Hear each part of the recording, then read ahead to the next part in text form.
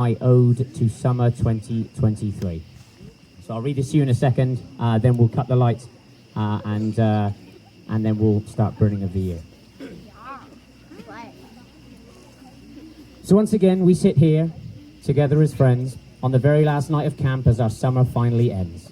We've seen the last sunset slip down the sky, and tomorrow, once again, is the time we say goodbye.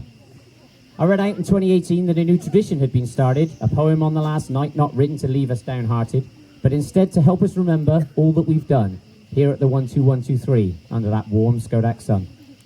So friends of old and friends of new, we sit together once again to watch the year burn away and celebrate what was then. As we watch the numbers burn bright and disappear before our eyes, we will surely all ponder just how time flies.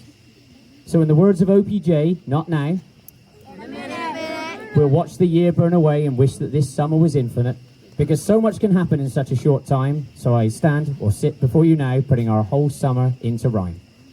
Each summer here is fleeting and not meant to last, blink and it's gone quicker than a rocket blast. But the friendships and memories made are built much stronger, and they will stand the test of time and stay with us much longer. To kick off this summer, Owen did the gritty. And not a single person here can't say they're not a Swiftie, for Taylor really was the soundtrack to our summer fun, from the second the first buses pulled in and summer 23 had begun. Special events this year ended with prizes for some, as the Birch girls walked away victorious at All for One. And in special competitions, people knew what to do, including two Levi's facing off in the final of one leg or two. For 2-day this year, Doc and Doc Jr. took us into the past, and the only way to stop them was to hit the water slide really fast. Then we headed to the playhouse where we danced and we raved, and thanks to Eli McFly, camp was finally saved. At Talent Show, we were presented with a host of comic treats and a range of different talents to keep us on the edge of our seats. With Apple Busters, The Grinch, and Schodack Rush all in play, who could forget the return of O.P. Slay? We had the wettest day ever, and Kona Ice Truck was back, and Ultra Leagues was taken over by our own Jack Sack. Super Seniors went luging and hiked Mount Joe in the rain, and at Triple Crown, once again, Bailey the dog found fame. This year, there were brand new paths all around camp to help keep the grass green and stop our feet getting damp. Middle boys belly flopped in puddles and did push-ups in the rain, and at the end of it all, the sun came out again. Once again, we zumbaed, and just like Shakira, Ryan's hips don't lie. And at Triple Crown, Mary Poppins took to the stage to fly, and internationals laughed because Americans call bums fannies, and once again, camp was filled with 3 of our own special nannies. At Tribals, laser tag and inflatable obstacle courses added new competition, but they were no match for Eric the Magician, who made campers levitate and things disappear. And once again, Kent made the cat come back, in case you didn't hear. At Camper Choice, we went zip-lining, water sliding, horseback riding. I could go on, but I've got an appointment to get my hair beaded at Somi Salon. So now give me a cheer if you went on adventure trips. Yeah! And George, what are we doing second Camper Choice? Yeah! And where is that? Coachella came to camp as we hosted our own music festival, and it would be impossible to say which of the acts was best of all, but with beach balls and a glitter station, it was surely a great night as we all danced together, the green and the white. At Tribal, Shrek emerged to send us all to do Lack, which was our very own fairy tale set here at Schodack, with Jess and Boots, 3 blind mice, fairy gooey mother galore. Even after Tribals had broken, we all wanted more. As the names were read out and there were cheers and there were nods, Pearl and Fluster took their place as the head of the Green Gods. But facing off against them were the mighty White Out, led by Somi and Sussa, ready to complete, no doubt. Once again up on the Corral Hill, you'd never believe that for the 3rd year in a row, there was Cowboy Steve. Matilda the musical had us all set for a revolution as books danced across the stage in a beautiful illusion. Once again, the international game took the camp by storm, and the scoreline reflected what has now become the norm. A tie between 2 giants who met on the soccer pitch, the internationals still trying to end that 5-year itch. For visiting day, Krona's Conquerors took on Herbst Heroes in the garden for a night of candy and free throws. Some friends left and new ones returned, and we shared with them all everything that we'd learned. Intercamps were back and we started to dominate. In softball against Scadico, we were the heavyweights. Sadie Applebaum returning to camp as MVP. We had beating other camps down to a T. Then we hosted Crane Lake right here in the garden. Beating them twice, it felt like a bargain. We also played soccer, baseball, tennis, had flag football intercamps too. We were truly the top of Division 12. I think that's true. The LTs became Valley Cat fans from a minor league and came back with a new cheer full of intrigue, because this year they rooted not for the biggest hoss, but instead they cheered, Vamos Gatos.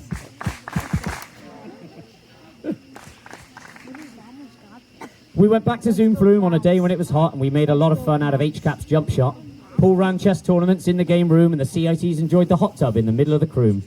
And when we got a little tired and needed help to get through, we called in support from Maria and Rue, who turned up to help campers enjoy special days, hitting the tennis courts with junior girls for a neon star gaze. And junior campers enjoyed British Day, throwing tea bags, riding sheep, and learning British things to say. At the council show, Parker shared his super hot fire rap, and I taught the entire camp just how to clap.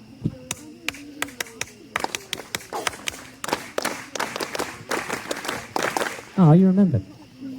Pickleball was new this year and was enjoyed by big and small, but the biggest change of all was surely the dining hall. A song played at every meal to let us know announcements are coming. The newly raised roof inside was quite simply stunning.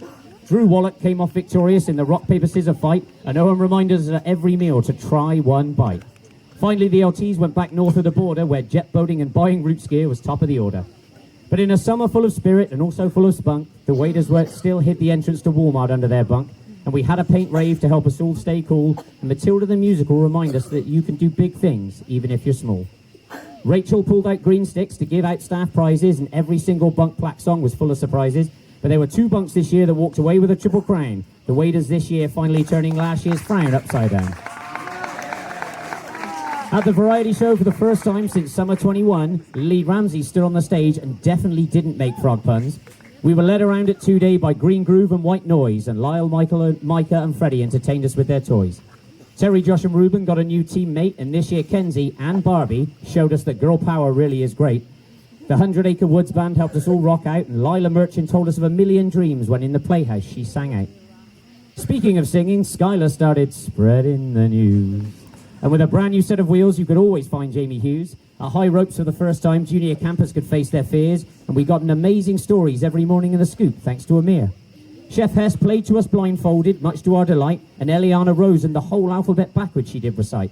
Gabe Loon Impact turned the piano into an organ, and returning to camp this year to work in the office, you could find Rachel, Tori and Morgan. Laurie Ropes organised tournaments to keep us entertained, and the grass stayed really green thanks to how much it rained. Basketball was the newest sport we never knew we needed, and at Arts and Crafts, once again, we paracorded and we beat it.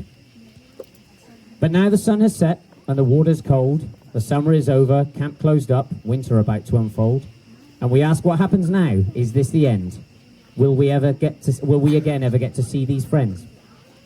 So for the very last time this summer, hold your friends tight, listen to those words as you stare up into the night, because before you know it, you'll be on the buses home, eating your first meal with your families, feeling strangely alone. Because nothing beats the roar of the dining hall in full swing, waiting to get to eat until you hear that bell ring, or the familiar cheer of after the meal starts, because head staff are going round with the chef's specials cart. It's worth remembering that if you're lucky enough to find yourself back here, one thing I know for sure, this much is clear year after year. The summer doesn't last forever, but the friendships and memories do, and those are the things we take with us to keep warm, the ones we cling to. So as days now turn cold and nights get long, our passion for camp will still burn strong, because even though meals are quiet and summer turns into fall, each of you will live on forever in the plaques on the Playhouse wall. In that way, our time here is immortal. At camp, we will live on forever, whether in fair or in dark, stormy weather. It's moments like this remind me of my favourite saying, we don't stop playing because we grow old because we stop playing. So look forward to how we will all sing and play, because summer 24 isn't that far away. Then we'll have a whole nother summer to be with our friends and cry and laugh, and we'll finally get to see the second years move on to being staff. We'll get to hold more days for all the new camp rookies, and also get really excited when dessert is jumbo cookies. And when you're feeling blue, don't worry, it's no biggie. You can always look forward to the next time Linda does Iggy. Alas, the end is now near, as all great things must come to an end, but I hope you're leaving this summer with some brand new friends. And remember, life isn't about winning, it's not about chasing glory, it's about the little things in life, like the message in Paul's story. So if I could leave you now with a pearl of wisdom or two, take it from this veteran, there's no reason to be blue. Schodack's not gone, it's right here in our hearts. And tomorrow morning, guess what? The countdown to summer 24 finally starts. So we'll have one more chance to sing Friends, Friends, Friends before the final curtain drops and summer officially ends. And if you're really sad thinking camp ended too soon, remember you can always look up at night and know that we all see the same moon. In that way, we're all connected, no matter how far apart. So don't think of it as summer ending, we're just waiting for the next one to start. And sure, home friends don't understand, perhaps they'll never get it, our weird love for this place with its warmth, tradition and spirit. But there we have it, summer 23. It sure has been a blast, and I'm sure there isn't one of us here who doesn't wish this wouldn't last.